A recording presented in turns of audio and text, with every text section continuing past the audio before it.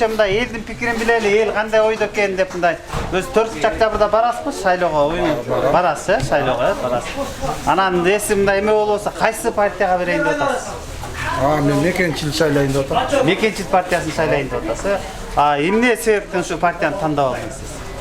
Эми Мекенчилди карасаң жалаң таза балдар экенин Садыр Жапаров жөнүндө бөөдөсүнөн эле отурбайбы.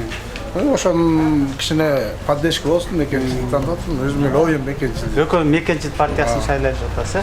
Анан мындай тиги элдин арасында мындай сөз бар экен да, Каркыранын чыры боюнчачы, ушу Каркыраны тиги Садыр Жапаров сатып ийген деп бир айтат, Мадумаров саткан деп бир айтат. Ал жагын мен ошол китебин окуп, гезитин окуп чыктым. Эми ла дегенде ошо ойлоп жүргөм.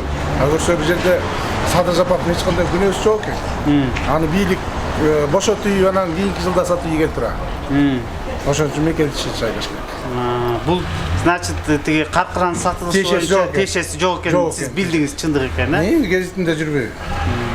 Могу Садыр Жапаровдун тиги эме боюнча айткан сөздөр жана кумтөр боюнча ошол боюнча отуруп калды, абакта мыйзамсыз отурат деген немелерге кошуласызбы ушунда? Эми кошулбаганда погоданы деле карабайсың. Аябай бузулбады, атмосфера аябай бузулду, экология аябай бузулду. Кумтөр уже жылып атат, катастрофада турат.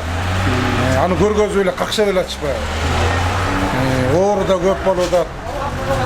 Ошон үчүн азыр ушу именно ушу жетөгүз эмелерден ак суу ушу Каракол жактан бөйрөк ооругандар, жүрөк ооругандар, ДЦП деп коет. Ошондой оорулар көбөйүп кетиптир да.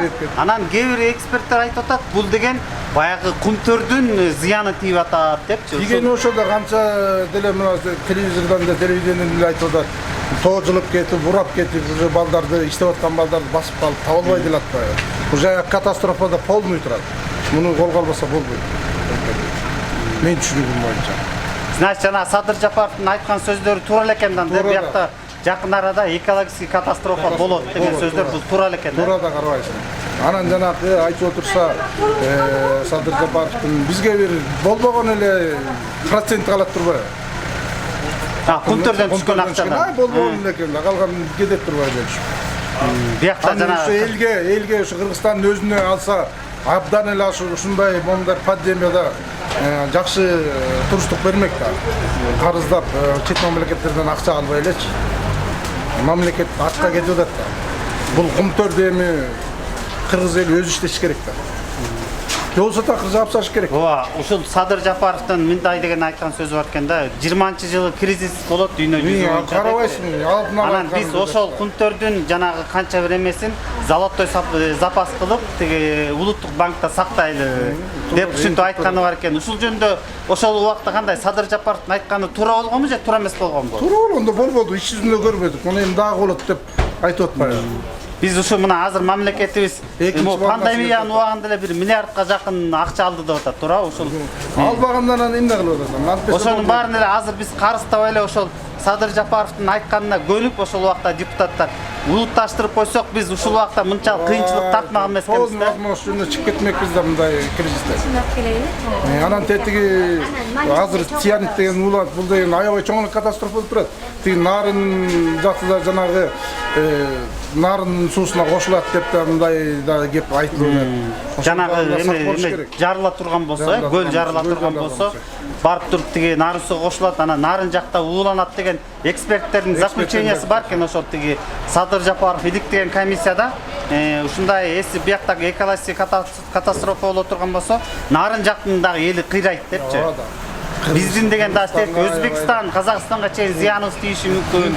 Өмүр бою Кыргызстан биз ушул эмени буларга компенсация өтөбүз деген сөз бар экен да. Келечек муундар кандай өсөт? Экология аябай эле бузулуп атат. Ушул жагын ойлош керек. Ошон үчүн Садыр Жапаровду ошо айткандар туура эле чыккан, туура эле чыгып атпайбы? Жанагы чек ара боюнча да айткан эмесин уккансызбы? Ошол боюнча да айткан сөзү бар деп. Эми айтып отурса көп, ал жагы деле баарын билем. Анан көп сөз, анын баары мен кыйын деп эле баары келатат, бирок эми Кудай таразалап эле Садыр Жапаровдун Садыр Жапаровдун убагы келди. Ташиевдин эмгеги да абдан чоң болуп атат. Тетиги кыргыз-өзбек согушканда ошол жерде чоң жакшы көрсөткүчтөр көрсөткөн. 10-июндагы.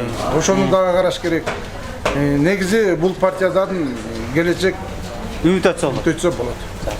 могу азыркы убакта кээ бир жарандарыбыз, кээ бир айылдар тиги партиялар убада кылып атышыпты да, биз боз үй беребиз, анан казан уже беребиз, футбольный эме берип деле атышат дейт. ошол чынбы байке элдин арасында? Элдин арасында чын, анын баарын берип атат дейт, анан баягы сатып алып атат дейт. Ошон үчүн добуш сатпаш керек. Ошондой жарандарга эмне деп айтат элеңиз сиз? Ушул могу Эми азыр элдин ошол жарандардын ар кимдин өз эрки.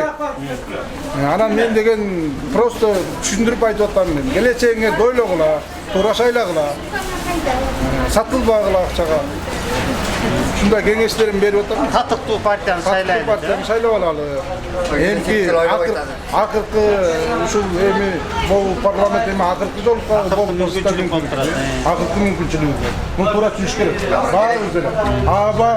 Барбай коем, анан баарына каршымын деп бюллетень чийип салам деген туура эмес. Ар бир жарандын өз милдети. Барып келечекти ойлобой барып ошол кайсы партияны өз жүрөгүңөн каалаган партияны пичкан коппой. Жок, бул байкенин ою мындай болуп атат да, буга чейинки шайланган партиялар баягы шайлоонун астында эле келип туруп убадаларды берет, кийин ошол убадаларды аткарбай коюп, ошол кыргыздын Жок, азыр ошо деп кайтыгер карабаш керек. Биздин өзүбүздүн колдо келечек. Кыргызстан өзүнүн колунда. Эчтеке жардам бербей өзү окутуп өзү кылып атпайбыз. Антпеш керек, антпеш керек. Ар бир адам бизге алып бирдем алып келип атты. Эчтеке кылышпайт. антпеш керек. Ар бир жарандын өзүнүн милдети кайсысын алып шайласын. Бирок ошол Кайтыгер карабаш керек. Эч убакта кайтыгер карабаш керек. Келечек кийинки муундарга карасаң, небере чөйлөрүңө карасаң, эмне депутаттар карап атты келечек. ошончу туура выбор кылыш керек. Туура выборун анда деле карабайт. Брат, койчой, башыңызда деле байке ишеничтен кетип калган да. бул байке деле баягы эл ишеничтен кетип, жаны күйгөнүн мына туура айтып паткалим болуп калган, акчага сатылып атышат, туурабы байке? Ошондой жарандарга айтыш керек, акчага сатылып паткалим көбү, паткалим менен. акчага сатылбагыла, мындай келечекти туура тандагыла деп айтыш керек. Ошолор өзлөрү сатып алып атпайбы элдичи, кайра эле өзлөрү кылып атат, акча бербей. Реальный болбой атпайбы тура, туурабы? Ошон үчүн албагыла акча, сатылбагыла. Рахмат байке. Рахмат. Оюңузду Сатылбайбыз, бирок Кайсы деле дене? биз мындай жарандык эле активисттерибиз, өзүбүз эле мындай элдин пикирин билели деп элечи. элдик ошондо биз ишенбей калганбыз эч кимге. Ар ким өз окатын өзү кылып атат, эч ким жардам бербейт өкмөттөн да. Мекенчил партиясына добуш бер. Мекенчил бол.